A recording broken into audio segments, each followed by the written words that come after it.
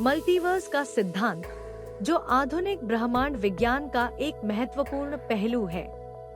इस सिद्धांत के अनुसार हमारा ब्रह्मांड एकमात्र ब्रह्मांड नहीं है, बल्कि इसके अतिरिक्त असंख्य ब्रह्मांड मौजूद हैं, जिनकी संख्या संभवतः अनंत हो सकती है। प्रत्येक ब्रह्मांड के अपने विशिष्ट भौतिक गुण और नियम होते हैं। यह अवधारणा वैज्ञानिकों के लिए नई और चुनौतीपूर्ण हो सकती है, परंतु प्राचीन हिंदू ब्रह्मांड विज्ञान में इसका स्पष्ट और सहज वर्णन मिलता है।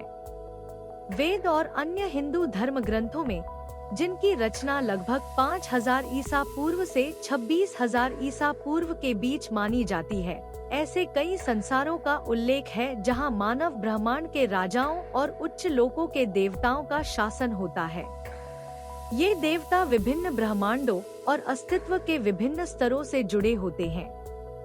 यद्यपि भौतिक मल्टीवर्स की अवधारणा आधुनिक विज्ञान में हिंदू धर्म की तुलना में बाद में आई, परंतु समय के चक्रीय प्रवाह का विचार कुछ लोगों को अटपटा लग सकता है। किंतु यह सत्य है कि ऐसी घटनाएं बार बार घटित होती रहती हैं। एक परिकल्पना यह है कि हमारी पृथ्वी के समान एक और पृथ्वी हो सकती है, जहां वर्तमान में हमारे समान ही घटनाएं घट रही हों। इसका अर्थ यह हुआ कि आप इसी क्षण को किसी अन्य स्थान पर भी महसूस कर रहे हो सकते हैं। यह विचार विचित्र लग सकता है, लेकिन विज्ञान और वैदिक ग्रंथों के अनुसार अन्य ब्रह्मांडों में यह संभव है कि कोई व्यक्ति भविष्य या अतीत में जी रहा हो। उदाहरण के लिए, यह संभव है कि आप किसी समानांतर ब्रह्मांड में रामायण, महाभारत या अतीत की किसी अन्य घटना का अनुभव इसी क्षण कर रहे हों। विज्ञान ऐसी संभावनाओं की पुष्टि करता है, जबकि हिंदू धर्म का मानना है कि एक मल्टीवर्स है जिसमें घटनाएं युगों-युगों तक स्वयं को दोहराती रहती हैं, और यह एक चक्रीय एवं अटल प्रक्रिया है। प्राचीन भारतीय संस्कृत महाकाव्य रामायण भगवान राम की कथा का वर्णन करता है, जो भगवान विष्णु के अवतार हैं। जब भगवान राम का इस धरती पर लीला पूर्ण हो गया था, तो उन्होंने मृत्यु के देवता यमराज को बुलाया ताकि वे उन्हें साथ ले जा सकें।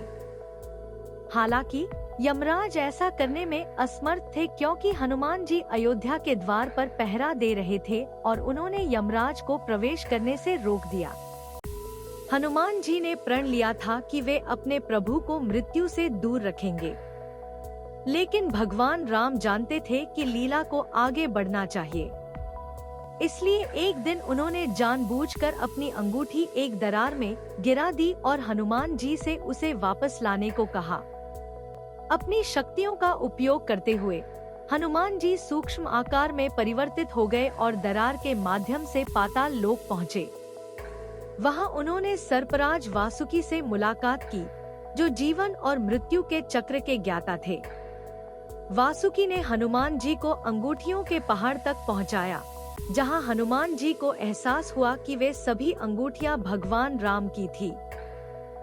उन्होंने इस रहस्यमयी लीला के बारे में वासुकी से पूछा कि वासुकी ने बताया कि प्रत्येक अंगूठी प्रत्येक सृष्टि चक्र का है, जिसे कल्प कहा जाता है, जिसमें 4 चरण होते हैं। राम त्रेता युग में अवतार लेते हैं और एक दिन उनकी एक अंगूठी पाताल लोक में गिर जाएगी। हनुमान जी उसकी खोज में निकल पड़ेंगे और इस बीच भगवान राम अपने लीला को समाप्त कर लेंगे। इस प्रकार इन कल्प की संख्या लाखों करोड़ों में है, जो असंख्य समानांतर ब्रह्मांडों में विद्यमान है। भगवान राम बार बार अवतार लेते हैं, अपना कार्य पूर्ण करते हैं और पुनः जन्म लेते हैं। यह चक्र कभी टूटता नहीं और स्वयं को निरंतर दोहराता रहता है। यह घटना समानांतर ब्रह्मांडों के अस्तित्व को सिद्ध करती है, क्योंकि यह प्रक्रिया अनेक बार घटित हो चुकी है और भविष्य में भी होती रहेगी। हमें दयालु और प्रसन्न चित्त रहना चाहिए, क्योंकि यह संभव है कि किसी अन्य ब्रह्मांड में इसी क्षण भगवान राम लंका में रावण पर आक्रमण कर रहे हों। ये अवधारणाएं जटिल हो सकती हैं और हमें इनकी अत्यधिक चिंता करने की आवश्यकता नहीं है।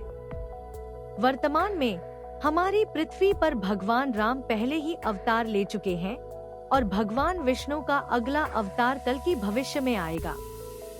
मल्टीवर्स की अवधारणा ने आधुनिक विज्ञान और दर्शन में एक नई क्रांति ला दी है। यह हमें अस्तित्व और वास्तविकता के बारे में गहन चिंतन करने का अवसर प्रदान करती है।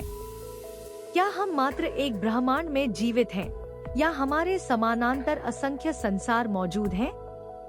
यह प्रश्न मानव मन को सदियों से उत्सुक करता रहा है।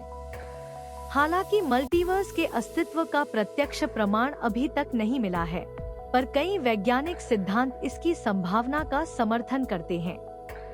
स्ट्रिंग थ्योरी, इन्फ्लेशन थ्योरी और क्वांटम मैकेनिक्स जैसे सिद्धांत मल्टीवर्स के विचार को बल प्रदान करते हैं। ये सिद्धांत पृथ्वी जैसे अनेक ग्रहों, हमारे जैसे अनेक सौर मंडल और यहाँ तक कि हमारे जैसे अनेक ब्रह्मांडों के अस्तित्व की परिकल्पना करते हैं। एक अन्य दिलचस्प पक्ष यह है कि मल्टीवर्स का विचार विभिन्न धर्मों और आध्यात्मिक परंपराओं में भी निहित है। हिंदू धर्म में ब्रह्मांड की अवधारणा बहुआयामी है। वेदों और पुराणों में अनेक लोकों और संसारों का उल्लेख मिलता है। इसी प्रकार बौद्ध धर्म में भी बहुलोक की अवधारणा प्रचलित है।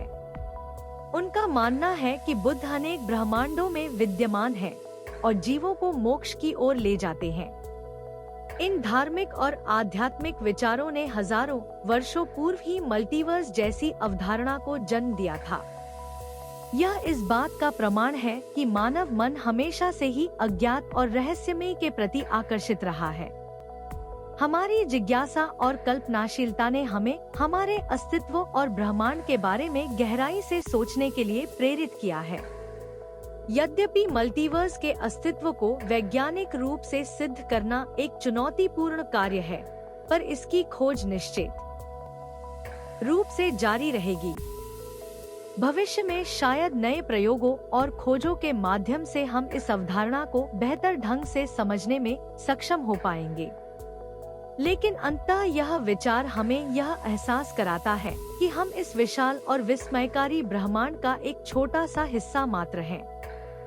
हमारे समक्ष अनंत संभावनाएं विद्यमान हैं और हमें एक खुले और जिज्ञासु मन के साथ इस रहस्यमयी अस्तित्व का अन्वेषण करते रहना चाहिए। इस वीडियो को देखने के लिए बहुत बहुत धन्यवाद। अगर आपको ये पसंद आया हो तो लाइक करें, कमेंट करें और अगर आपने अभी तक सब्सक्राइब नहीं किया है तो सब्सक्राइब करें।